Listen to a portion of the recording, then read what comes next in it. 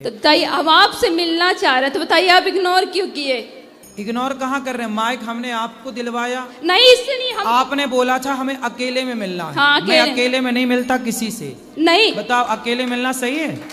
फिर हम ये पूछना चाहते हैं कि लाइफ का पर्पस, जीवन का पर्पस क्या है? इंसान क्यों आया है धरती पर? अच्छे काम करने, समाज की सेवा करने। हम किसी को सुख दे सकते हैं अपनी वाणी से, तो हम दे रहे हैं। हम सुख दे सकते हैं इन हाथों से, किसी के आंसू पहुँचकर, किसी को रोटी खिलाकर। ये जीवन इसलिए मिला है कि हमारा शरीर किसी के काम आए, सेवा में काम आए। धर्म क्या है? परम धर्म क्या है? धर्म क्या है? परहित सरिस धर्म नहीं भाई। समाज की सेवा करना धर्म न दूसर सत्य समाना। परम धर्म क्या है? सवई पुंसाम परो धर्मो यतो भक्ति रधोक्षजे अहि तुक्य प्रतिहता ययात्मा संप्रसिद्धति। निष्काम निष्कपट होकर के ईश्वर की आराधना करना और दया, दया धर्म का मूल है। यही परम धर्म है, दया। आज जो यूथ आपकी इतनी कथाएं सुनता है, ठीक है ना, जब तक वो कथाओं का चिंतन नहीं करेगा तो यूथ बदलेगा कैसे? सही है, इसलिए कथाओं का चिंतन करना चाहिए। आज इतनी कथाएं हो रही हैं, फिर भी इतना कलयुग है। कलयुग तो बेटा कथा है, इसलिए थोड़ा सा बचा है। बोलते कलयुग में धर्म, बोलते हैं बहुत लोग कि आज व्यासपीठ बिजनेस बन गई है। बताइए, बोलने वाले तो माता सीता को भी बोलते हैं कि ये रावण के यहाँ रह के आई हैं, पता नहीं शुद्ध है कि नहीं। तो बोलने वालों ने तो माता सीता को नहीं छोड़ा, तो तुम्हें और हमें छोड़ी छोड़ेंगे दुनिया वाले लोग? तो बैठे ही हैं बोलने के लिए। हाँ, ठीक है, दुनिया बोलती है, समाज बोलता है, ठीक है ना, लेकिन यही समाज आपकी कथा भी तो सुनता है ना। इन्हें चाहिए ना कि हम भगवत गीता पढ़ें, हम अपने आप को जानें। जब तक इंसान धरती पर आया, अपने पर्पस को नहीं जाना, अपने लाइफ को नहीं जाना, तो कथा कितनी भी सुन लेगा पर उसे मतलब नहीं निकलेगा। कथा सुनते रहिए, सुनते रहिए, सुनते रहिए, सुनते रहिए। आज नहीं कल, कल नहीं परसों। वो कथा आपको एक दिन मजबूर जरूर करेगी बदलने के लिए। करत करत अभ्यास के। रस्सी, कुएं की रस्सी से पत्थर घिस जाता है कि नहीं? घिस जाता है। फिर आप रस्सी लो और पत्थर लो, रस्सी से पत्थर घिसो तो आपके घिसने से ना घिसेगा। लेकिन अखंड सैकड़ों साल से जब वो पत्थर रगड़ खा रहा रस्सी की तो घिस जाता। ऐसे ही कितना भी मंद बुद्धि हो, कितना भी दुष्ट हो, पापी हो, यदि वो सत्संग करता रहे तो आज नहीं कल नहीं परसों नहीं बेटा, सत्संग की इतनी शक्ति है कि वह एक दिन बदलेगा जरूर। मीराबाई जब आई थी तो उन्होंने समाज को बहुत कुछ दे के गया है ना। उन्होंने समाज को भी शुद्ध भक्ति दी, जो आज के लोग बहुत, हमारे सिया राम बाबा है, ठीक है ना, वो सिया राम बाबा वो इतने शुद्ध, वो सबसे मिलते थे। लेकिन आज हम किसी बड़े लोगों से मिलने जाएं तो अगर कोई नेता मथानी आएगा तो तुरंत मिल लेगा, क्योंकि पैसा है उसके पास तो तुरंत मिल लेगा। और यही कोई सामान्य वर्ग का आता है उसे तुरंत निगलेक्ट कर दिया जाता है। ऐसा क्यों होता है ये बताइए? जिसके हृदय में सच्ची भक्ति होती है, सच्चा हृदय होता, सरल हृदय होता है, दीन होता है ना, भक्त को सदा दीन रहना चाहिए ना, तो फिर क्यों इग्नोर कर देता है? बताइए, आखिर व्यासपीठ में तो यही सिखाया जाता है। हम जब से अभी आपसे हम मिल रहे हैं कि नहीं? मिल रहे हैं, लेकिन देखिए अब हम आपको हम गुरु को जानना है तो हम कैसे जानेंगे? बताइए। तो गुरु को तो जानना चाहिए, अब जानो आप। गुरु के पहचानने के लक्षण क्या है हमको बताइए।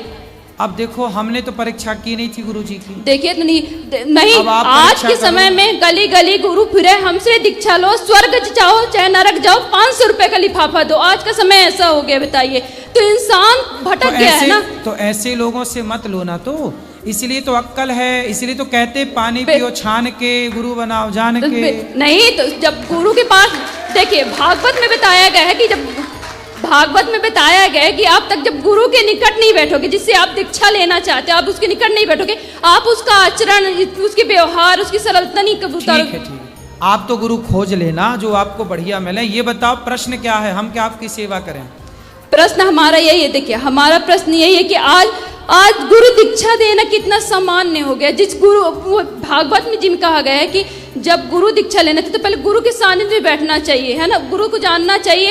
आज राम को सब मानते हैं लेकिन राम की नहीं मानता, भगवत गीता को सब मानते लेकिन भगवत गीता की कोई नहीं मानता। इसलिए आज समाज में सुधार नहीं हो रहा। बताइए, इतने लोग व्यासपीठ में बैठते हैं, कुछ लोगों के तो सुधार हो जाता है लेकिन कुछ लोगों में क्यों नहीं होता है? भाई इतने लोगों में सुधार हुआ तब तो ये यहाँ बैठे हैं। अच्छा ये बताइए, व्यास सुनो, सारे लोग राम भी नहीं हो सकते, इसलिए गुलाब का जब पुष्प लगाते हो ना, कलम, तो उसमें ना कांटे ज्यादा होते हैं, गुलाब कम होते हैं। राधे राधे गुरुजी। हाँ जी।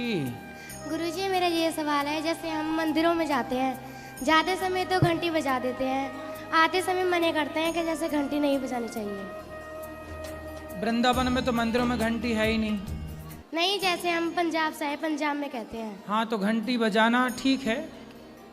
घंटी क्यों बजाई जाती है जानते हैं?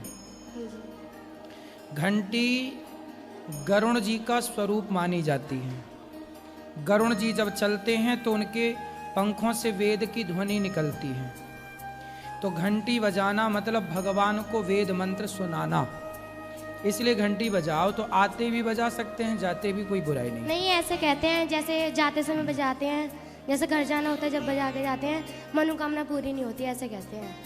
अरे मनोकामनाएं तो पूरी हो ही जाएंगी, भगवान से भी मनोकामनाएं पूरी क्यों करानी है? कामनाएं लेके जाना ही क्यों है मंदिर? कभी बिना कामना के भी मंदिर जाया करो, भगवान से पूछने कि प्रभु कैसे हो आप, कब से खड़े हो, कुछ खा पी लिया कि नहीं, बस मनोकामना मनोकामना मनोकामना। एक और सवाल था। हाँ, जैसे कहते हैं रात को झाड़ू नहीं मारनी चाहिए कि नहीं मारनी चाहिए? नहीं लगानी चाहिए रात को। ठीक। राधे राधे। लक्ष्मी का स्वरूप होती हैं झाड़ू, लक्ष्मी स्वरूपा होती है, रात को झाड़ू नहीं लगाना चाहिए, पता है ना? राधे राधे गुरुजी। जी। मेरा नाम कृष्णा साहू है, मैं दुर्ग छत्तीसगढ़ से आई हूँ। मुझे आपसे ये पूछना है कि आजकल के भाग दौड़ जिंदगी में खुश रहने का क्या मंत्र है? जो मन में चिड़चिड़ापन आ जाता है, बात बात पे गुस्सा आ जाता है, मन अशांत हो जाता है। बोलो घी। घी। घी, शुद्ध घी बोलो, डालडा नहीं। घी। घी ही बोलो घी। ही घी। ये है खुश रहने का मंत्र। ये देखो खुश देखो हो गए ना, सब खुश हो गए। अकेले बैठो बस ही खुश रहो, और क्या खुश रहने को भी पैसा थोड़ी है जी। लोगों को जब डिप्रेशन में रहने ही है तो लोग रह रहे हैं, इसलिए हम खुश रहे मस्त। अब बोले एक बार घी। घी।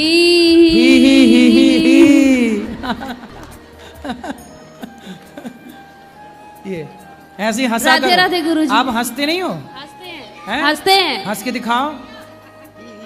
ही। ऐसी हंसा करो, खुश रहो, बस भगवान का नाम जपो, खुश रहो। राधे राधे गुरुजी। जी। गुरुजी, मेरे एक प्रश्न है, जैसे हमारे पेपर आ रहे हैं फाइनल बोर्ड, तो जब हम स्टडी करने बैठते हैं तब जैसे ये मुझे बुला लेता है, किसी की ट्यूशन की छुट्टी हो गई, गेड़ी मारने चलने हैं ऐसे वाला, और अब डिस्टर्ब होता है, मतलब बोर्ड भी आ रहे हैं हमारे। तो एग्जाम देने जाते हो आप? हाँ जी। तो क्या चाहते हो?